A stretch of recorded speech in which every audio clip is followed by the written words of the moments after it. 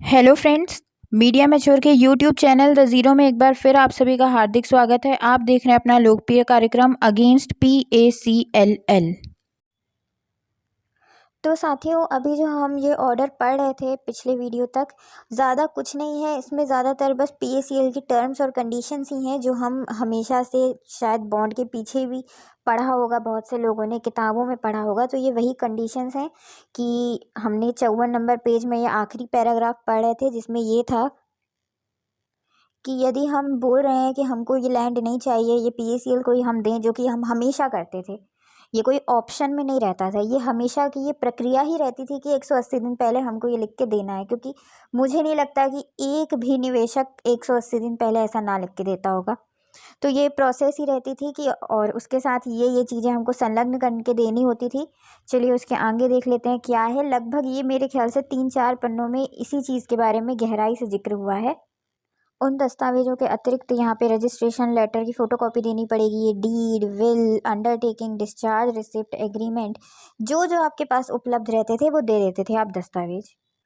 अब एक बार फिर से सेबी इन्हीं सारे जो अभी हम लोगों ने नियम व शर्तें देखी, PACL के अधिकार देखे और एक ग्राहक के अधिकार देखे, इनका ही एक उपसंहार बनाते हुए यानी कंक्लूजन करते हुए ये फिर से एक बार बताकर और एक बहुत ही गहरी बात आपके सामने ला रही है। सबसे पहली बात बोल रही है कि PACL साफ अपने एग्रीमेंट में लिख के दे रही है, मेकिंग अरेंजमेंट्स फॉर परचेजिंग और प्रोक्यूरिंग द लैंड। यानी कि PACL एक ऐसी व्यवस्था करेगी जिससे ज़मीन खरीदी जा सके। व्यवस्था करने का मतलब है जिस समय आपने अपना एग्रीमेंट तय किया, यानी जिस समय आपने फॉर्म भर के दिया PACL को, उस समय PACL के पास संपत्ति है ही नहीं। वो अरेंज कर रही है, वो जुगाड़ लगा रही है। ये जो आपने ऊपर स्टेटमेंट देखा कि एग्रीमेंट के हिसाब से PACL आपके कहने पर ज़मीन खरीदने की व्यवस्था करेगी। यानी आपने जब उससे एग्रीमेंट किया उस समय तो PACL के पास ज़मीन थी ही नहीं, अब आपके एग्रीमेंट करने के बाद वो व्यवस्था करेगी। अर्थात एप्लीकेशन देते समय और एप्लीकेशन एक्सेप्ट करते समय PACL मात्र ज़मीन खरीदने की अरेंजमेंट व्यवस्था कर रही है। अब यहाँ पर PACL कब्जे की बात में क्या लिख कर देती है कि हमारे पास जो है संपत्ति बहुत बड़ी है, बहुत बड़े प्लॉट पर है, तो वो हम एक प्लॉट सभी को अलॉट कर देते हैं, उसके छोटे छोटे टुकड़े कर देते हैं, कुछ कुछ यूनिट अलॉट कर देते हैं। यानी एक बड़े से हिस्से को छोटे छोटे भाग में हम डिवाइड कर देते हैं। क्योंकि अगर हम पूरे प्लॉट को अलग अलग करके देंगे तो ये बहुत ही अटपटा सा हो जाएगा। प्रैक्टिकली ये संभव नहीं है, वास्तविकता में ये संभव नहीं है, या अगर कानूनी तौर से भी देखा जाए तो उसमें भी संभव नहीं है इतने छोटे छोटे हिस्से किसी को देने का। जैसे 5 स्क्वायर फुट देना है, अब 5 स्क्वायर फुट में ज़मीन ही कितनी होती है, 5 स्क्वायर फुट कैसे सब में बांटी जाएगी। तो ये बड़ी से एकड़ एकड़ की ज़मीन बहुत सारे लोगों के नाम कर देते हैं और आपको सबके कागज़ दे देते हैं। अब आप जानो, आपके काम जाने, वो जो जिनके अलावा आपके नाम के अलावा भी जिनके नाम पर है उनसे आप निपटो। इसमें PACL का कोई लेना देना नहीं। ये यहाँ पर PACL ने बहुत सारे अलॉटीज या ट्रांसफरीज के नाम पर कर दिया उस ज़मीन को। उसके छोटे छोटे यूनिट आप करते रहें, आपको उसमें कुछ नंबर वो दे देगी कि यहाँ से यहाँ तक का ये इसका, यहाँ से यहाँ तक का ये इसका। अब जो उसके पीछे होगा उसका दरवाज़ा वो कहाँ से बनाएगा वो जाने, उसके काम जाने। कैसे दूसरे की ज़मीन से होते हुए अपनी ज़मीन पे जाएगा वो जाने, उसकी समस्या है। PACL का उसमें लेना देना नहीं है। दूसरी चीज़ बोली, जो अधिकार है इसका डेवलपमेंट का यानी विकास का और मेंटेनेंस का, वो भी PACL के पास रहता है। इसके अलावा जो सेल ऑफ प्रोड्यूस यानी उस ज़मीन पर जो कुछ भी उगा उसको बेचने का, उसका रेट तय करने का अधिकार भी PACL के पास है।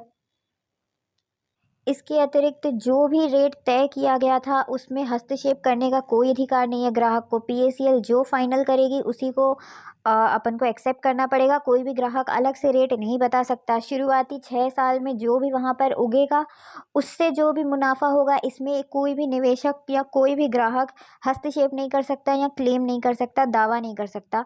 उसका उस प्रोड्यूस से यानी उस पे जो उपज हुई जिस भी चीज़ की, उसके मुनाफे से ग्राहक का कोई लेना देना नहीं होगा।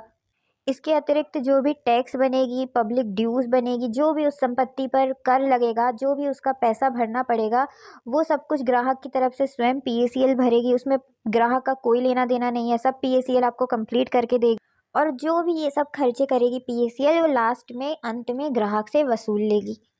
तो इन सारी बातें जो भी हमने अभी ऊपर 4 से 5 चीज़ें देखी कि ये अधिकार सब PACL के हैं, इससे ये साफ पता चल रहा है कि अप्लाई तो ग्राहक ने किया, एग्रीमेंट ग्राहक ने अपनी तरफ से शुरू किया कि मेरे को प्लॉट चाहिए, PACL को तो सिर्फ प्लॉट की व्यवस्था करनी थी। लेकिन व्यवस्था के साथ साथ जैसे ही वो प्लॉट अस्तित्व में आया, यानी जैसे आपने PACL में अप्लाई किया, फिलहाल मानिए PACL के पास कुछ भी नहीं है, आपने जैसे ही अप्लाई किया तब PACL ने दौड़ धूप करना शुरू किया प्लॉट लेने के लिए। और आपके अप्लाई करने के बाद जैसे ही PACL को प्लॉट मिल गया कि हाँ ये प्लॉट इस व्यक्ति के लिए सही रहेगा, तो वो जब से अस्तित्व में आया वहाँ ग्राहक से ज़्यादा तो PACL का अधिकार बन के बैठ गया कि इस पे मैं उगाऊंगा, इस पे मैं टैक्स भरूंगा, इसका मैं जो भी उगेगा उसका रेट मैं तय करूंगा, तुम्हारा इसमें कोई अधिकार नहीं है। यानी कुल मिला के उसमें PACL का अधिकार ज़्यादा है, ग्राहक का अधिकार बहुत कम है। सिर्फ ग्राहक को कागज़ों पे साइन ही तो करना है ना, उसको और तो कुछ आप दे नहीं रहे हैं उस प्लॉट पर। इसके अतिरिक्त बोल रहे हैं कि यदि आपका CDPP का खाता है तो इसमें आपको ऑप्ट आउट का भी सिस्टम मिल रहा है कि भाई मेरे को अब PACL के साथ आगे करार को नहीं बढ़ाना है, ये जो संविदा या करार हुआ है उसको मुझे ख़त्म करना है। तो रिटर्न में आप देंगे लिखित में PACL को, तो वो ख़त्म कर देगी सब कुछ, इसमें आपका 20% काटेगी। ये सब हम ऊपर देख चुके हैं। कुछ खर्चे अन्य आपसे वसूलेगी। और इसके अलावा यदि आपको उनकी मार्केट सर्विस लेनी है, यानी कि प्लॉट नहीं चाहिए, पैसा चाहिए, आप बोल रहे हैं कि मेरा प्लॉट आप किसी और को बेच के और मेरे को पैसा दे दीजिए, तो 180 दिन पहले बताना पड़ेगा। ये ऊपर हम देख चुके हैं।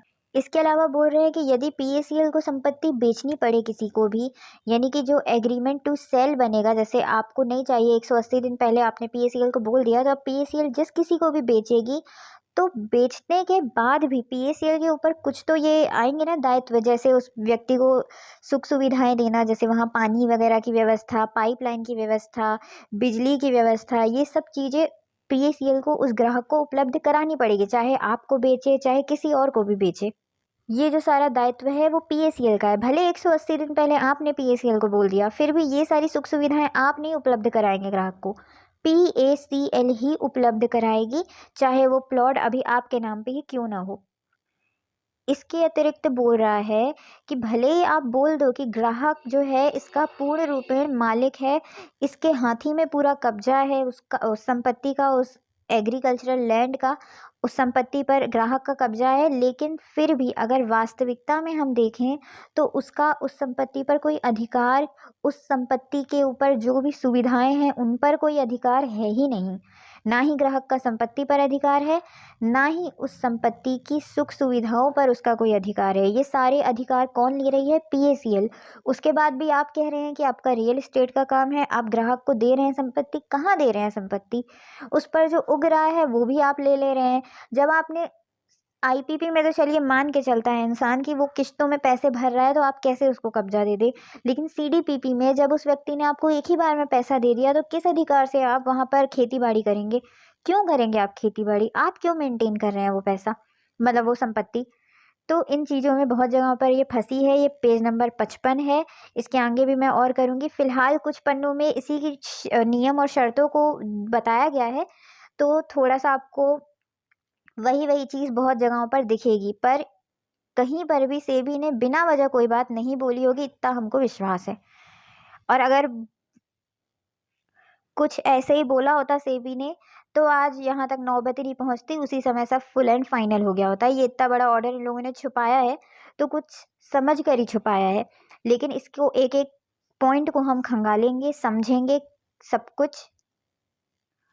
और इसके विरोध में अब सभी संगठनों से प्रश्न करने का समय आ गया है।